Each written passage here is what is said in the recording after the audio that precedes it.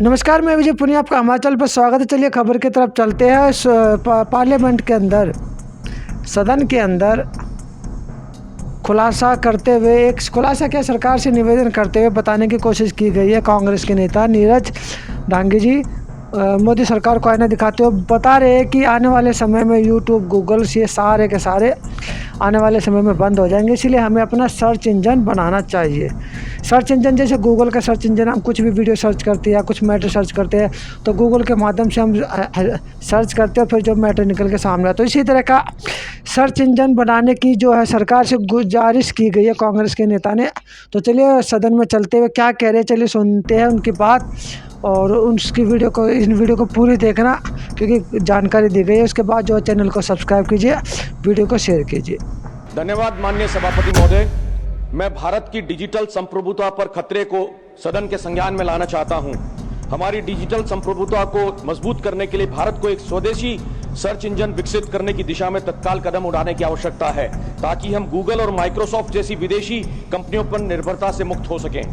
2025-26 के नवीनतम आंकड़ों के आधार पर चीन, रूस, फ्रांस, दक्षिण कोरिया, चेक रिपब्लिक और यहां तक कि वियतनाम का भी अपना स्वदेशी सर्च इंजन है।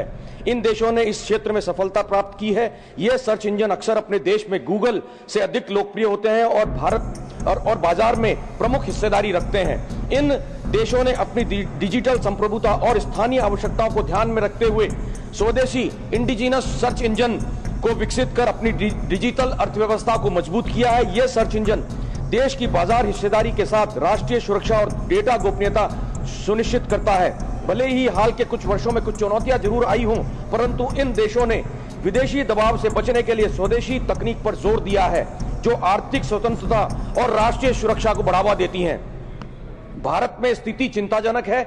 हमारी 140 करोड़ आबादी का अधिकांश डेटा विदेशी सर्च इंजनों के माध्यम से संग्रहित और विश्लेषित होता है, जो गोपनीयता, साइबर सुरक्षा और सांस्कृतिक संवेदनशीलता के लिए खतरा पैदा करता है। जिस तरह हॉर्मुज एक चौक पॉइंट है, वैसे ही आज गूगल और माइक्रोसॉफ्ट हमारे डिजिटल चौक पॉइंट बन चुके हैं। 2026 की हॉर्मुज किल्लत हमें चेतावनी दे रही है।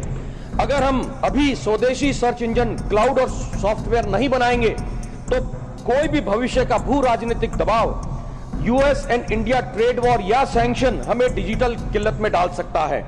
अमेरिका के क्लाउड के तहत गूगल और माइक्रोसॉफ्ट को यूएस सरकार आदेश दे सकती है कि भारतीय डेटा सरकार को दे या इनकी सर्विस बंद कर दें।